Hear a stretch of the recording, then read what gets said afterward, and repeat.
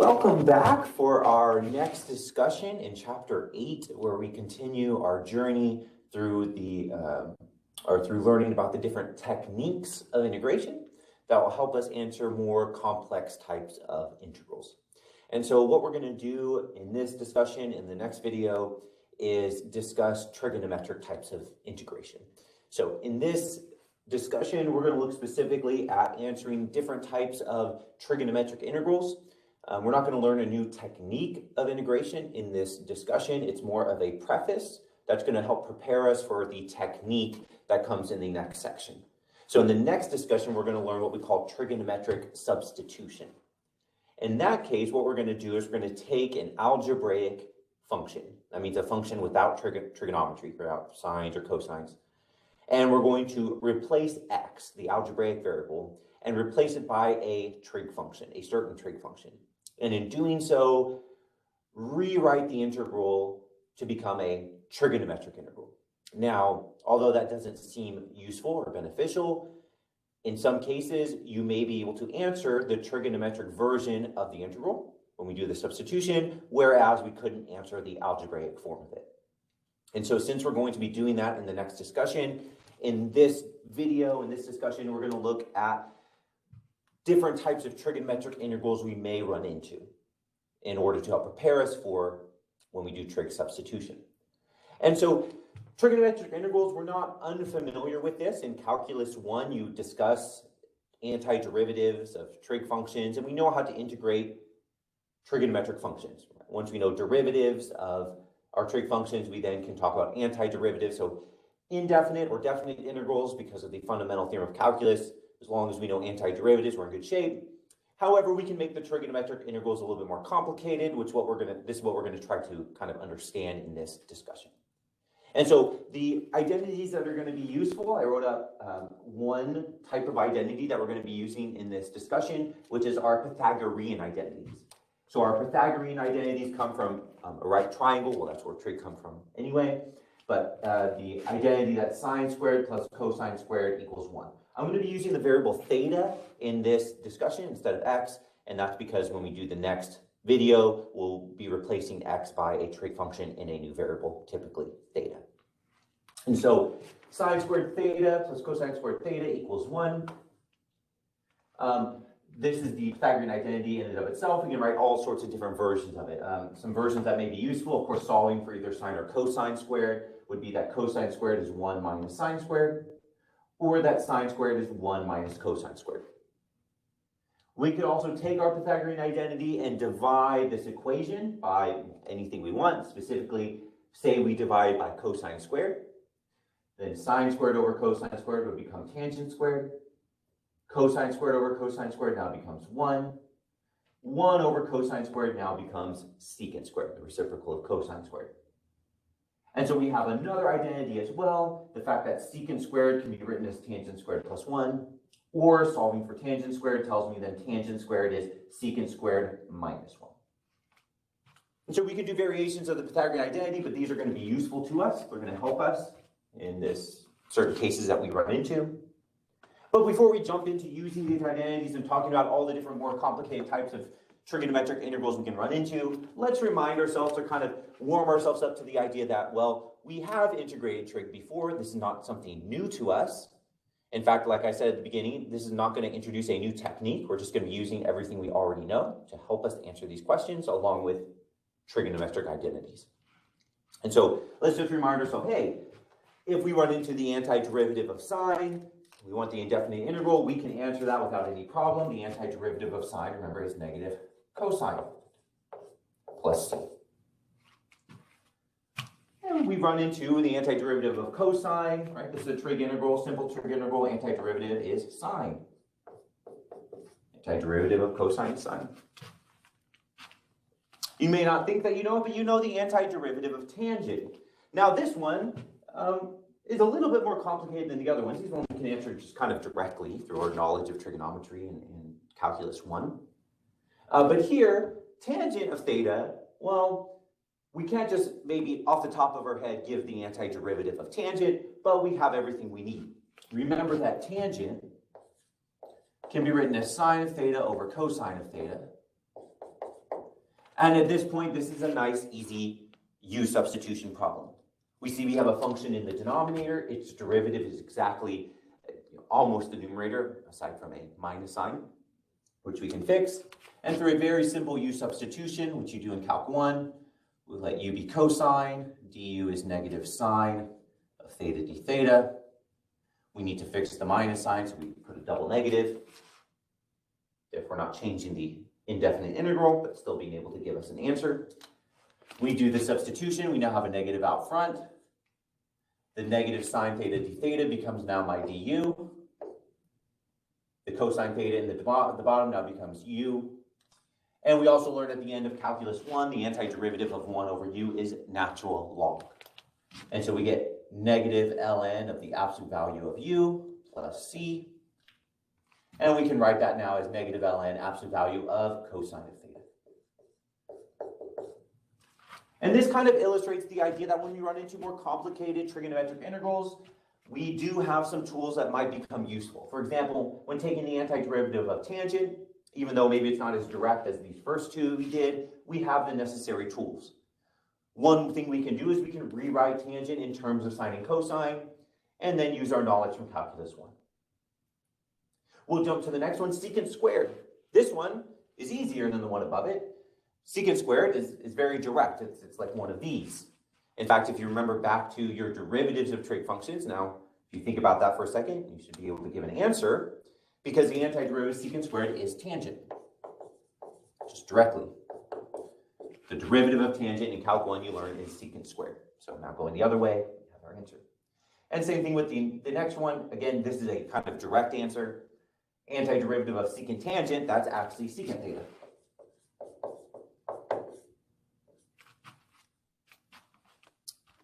You learn in Calc 1 the derivative of secant is secant tangent, and so going the other way, the antiderivative of secant tangent would become secant. And so remembering our derivatives of trig functions, remembering that we can rewrite certain trig functions, we have techniques from calculus 1 that we've learned along the way, we can answer trigonometric integrals. Now, of course, the more complicated the trigonometric integral, well, maybe there's some more that needs to be done, but we just want to remind ourselves that trigonometry is not something new to calculus. We've dealt with it before. And so now what we're going to do is we're going to try to complicate a little bit more, not on purpose, but for the reason being that when we go into the next discussion with trigonometric substitution, we may run into more complicated trigonometric integrals that we're going to need to solve.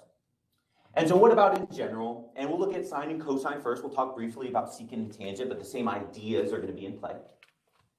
Look at sine and cosine. Say we just have some powers of sine and cosine. So it's sine to some nth power, cosine to some nth power, multiplied together. Now, maybe there is no cosine, so maybe it's just sine to an nth power, or just cosine to the nth power. Like in this case, it falls into this category, right? N is 1, and there is no cosine, so n is 0. Here, cosine of theta falls into this category, right? M is 1, and n is 0, and so on. But we want to make it a little bit more interesting. And so in looking at general powers of sine and cosine and integration, I'm not going to introduce a new technique, but I will have some sort of things I'm looking for. In this case, if I have general powers of sine and cosine, one thing I'm going to look for the first way to solve these types of integrals is if I have an odd positive power. So I'll put the addendum here, at least one power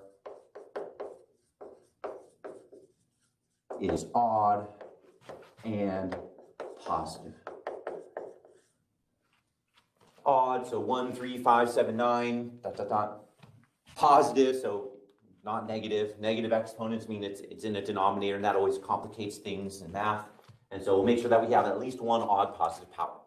We'll talk about other scenarios, but let's first talk about, well, let's say we have a scenario where we have at least one odd positive power. These fall into this category, right? Sine, this is odd and positive, sine to the 1, cosine to the 1, odd, positive. So it's not something we're unfamiliar with. And let's take a look at what we're going to do here. If we have an odd positive power, at least one, doesn't need to be both, so just one of these is odd and positive, then we're going to employ the U-substitution technique that we learned in calculus 1. So in this case, we will use U-substitution. So again, we're not introducing new techniques, we're just implementing old techniques along with maybe some trig identities. So we're going to use U-substitution. Now, if you remember how U-substitution works, you need to replace something by U. In this case, cosine of theta became U.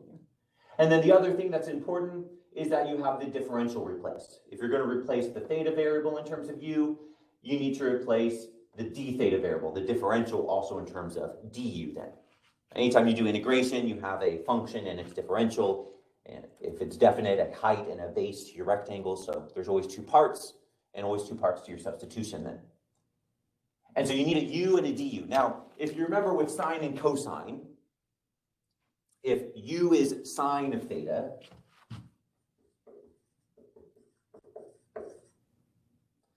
then du is cosine of theta, d theta.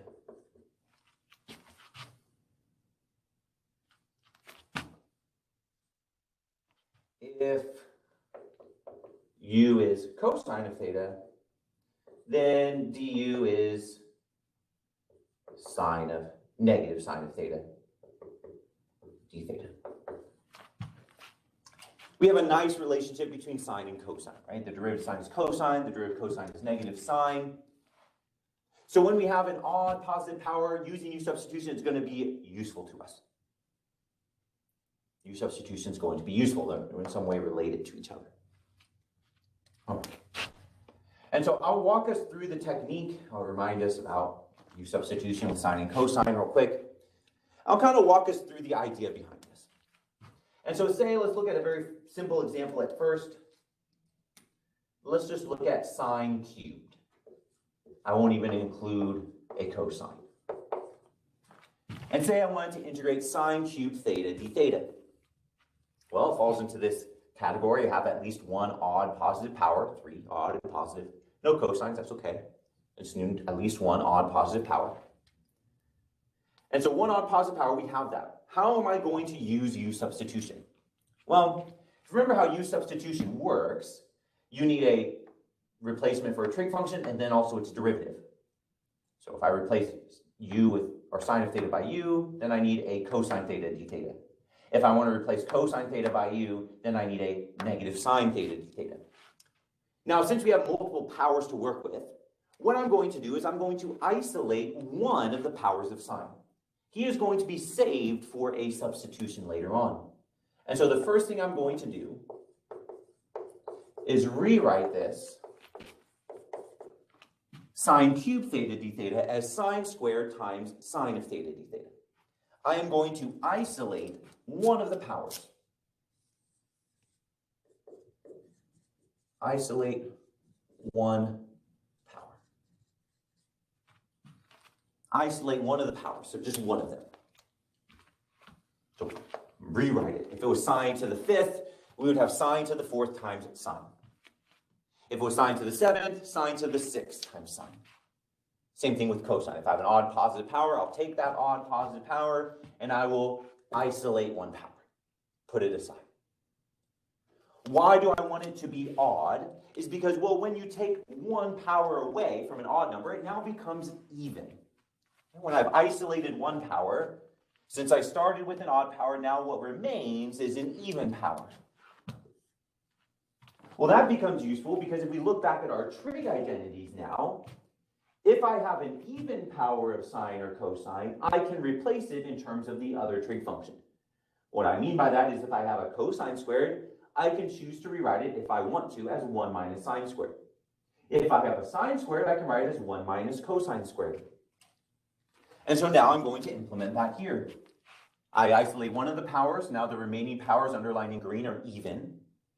So now what I can do is I can rewrite that sine squared as 1 minus cosine squared. Still have the sine theta d theta at the end. That sine squared becomes 1 minus cosine squared. That's using my Pythagorean identity now. And why would I want to do this? It seems a lot more complicated here. Well, remember, sine and cosine are related by derivatives, and maybe we can do a substitution.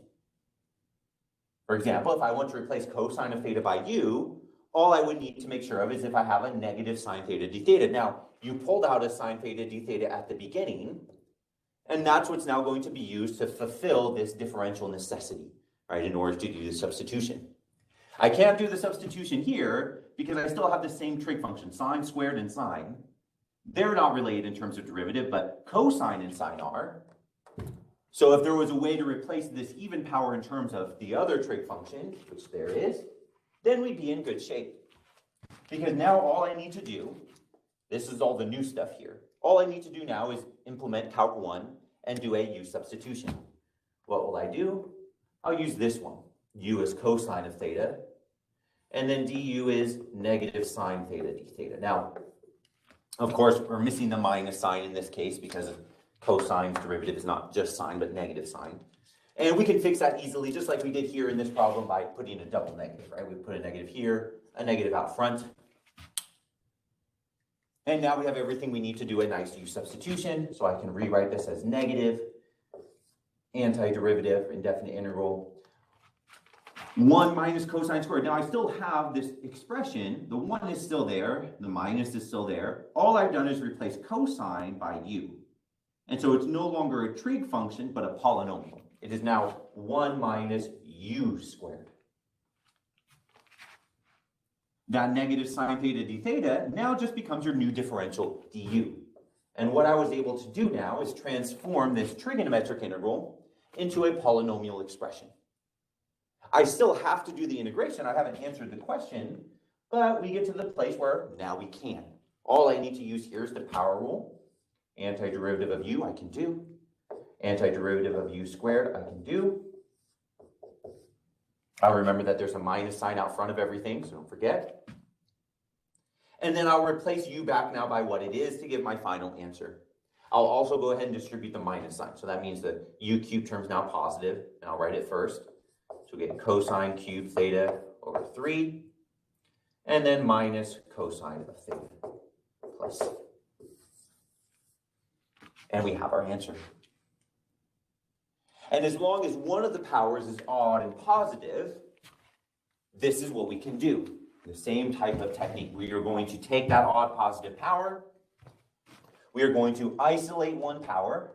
It'll be saved for a substitution. The remaining powers will now be even. What does that mean? You can replace them in terms of a Pythagorean identity. Once you've done that, it is now a U-substitution problem. So let's look at another one, do another example before we get into some other types of situations. And let's throw in sines and cosines. And so let's say we have now, I'll start it here and we'll move over there. Say we have sine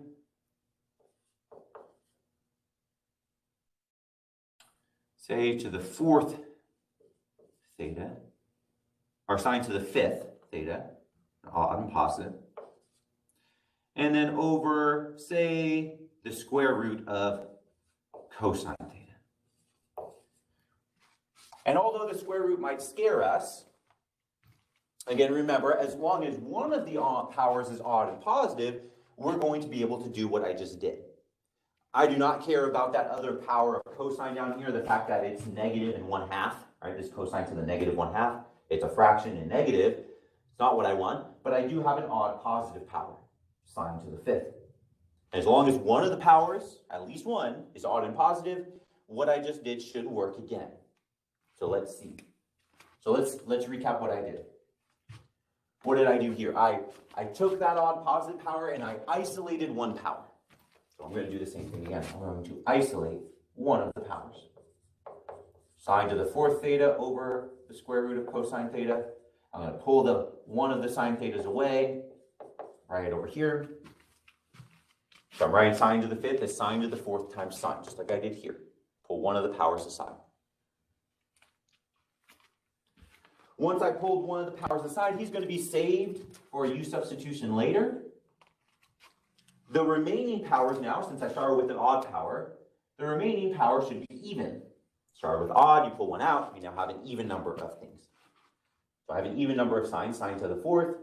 And what does that mean? That means I can go here to my trigonometric identities and replace even powers of sine by 1 minus cosine squared.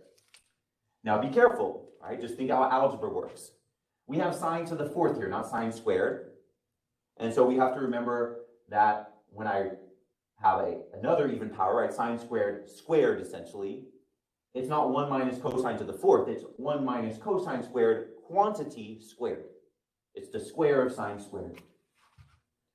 And so just remembering some algebra and just being careful, we want to replace it. And I can do that, 1 minus cosine squared theta, but it would be squared, right? Because we have sine squared, squared, right? That's sine to the fourth. If you want me to rewrite it, we can do that. This is sine squared, squared, right? Sine to the fourth. Even power, sine to the fourth is sine squared squared. If it was sine to the sixth, it would be sine squared cubed. If it was sine to the eighth, sine squared to the fourth. And so that means I have 1 minus cosine squared, right? Every sine squared, I get this. And then I just have two of them, essentially, squared. I still have the 1 square root of cosine theta in the bottom. Not worried about that. And the sine theta d theta here. And so again, what did I do? I did the same thing I did before. I pulled one of those odd powers aside. I converted the rest of them into the other trig function using my Pythagorean identity. And then all that remained to do was a U-sub. And even though this looks scary, all that remains to do is a U-substitution. This is now a Cap 1 problem. In fact, we'll do the same substitution as I did before, right? Because we pulled out a sine theta. That was going to be saved for my differential, so that means I want U to be cosine theta. So U is cosine theta. Du is negative sine of theta d theta. So again, we have to put a double minus sign. Negative, negative. And don't worry about how complicated it looks. We'll answer it in a second. We have a negative out front. That numerator now becomes 1 minus u squared squared. We still have that denominator, but it is now just the square root of u. And that negative sine theta d theta now becomes my du. And even though this might look very complicated, it's really not if we just simplify it. I've done the substitution. We have the 1 minus cosine squared, which now becomes 1 minus u squared, all squared. We have a square root of u now in the bottom, and my new differential du. And so all I'm going to do before I attempt to take the antiderivative, I'm just going to simplify this algebraic expression. It looks complicated, but it doesn't need to be. Let's FOIL this out, right? We have to square that binomial. 1 minus 2u squared plus u to the fourth. That would be FOILing out that binomial in the numerator. Square root of u in the bottom. And then remember that when you divide by the square root of u, this is just u to the negative 1/2 power multiplied to this top part. So let me just rewrite it.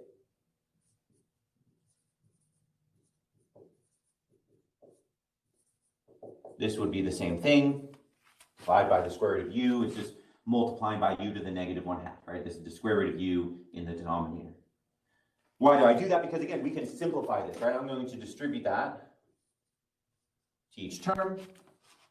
And what I'm going to end up with is a bunch of fractional exponents of u. We get integral, distribute it, we get u to the negative 1/2 minus 2. Remember, when you multiply, you add exponents, right? This is always an important rule of exponentiation. We have u squared times u to the negative 1/2. That means I need to add them. So 2 plus negative 1/2 is 1.5 or 3/2.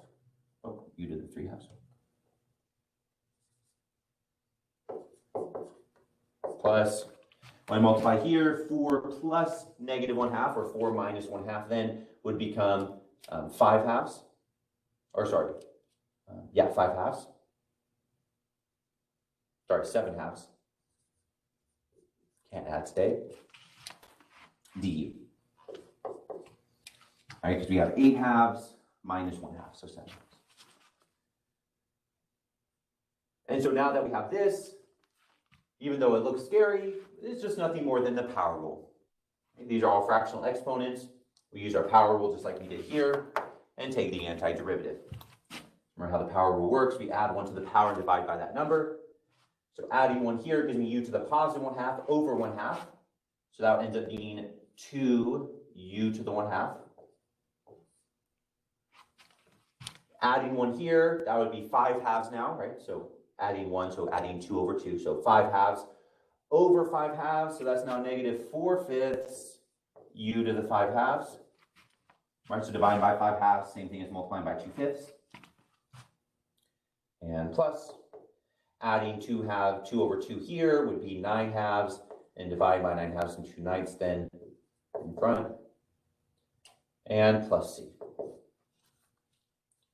Remember that there was a negative outside, so don't forget to distribute the minus sign, so I'll go ahead and do that now. Minus, plus, minus, and then I can erase this bracket. And then now it's just a matter of replacing u back by what it is, right? That we already have our antiderivative. We just need to remember that u is cosine.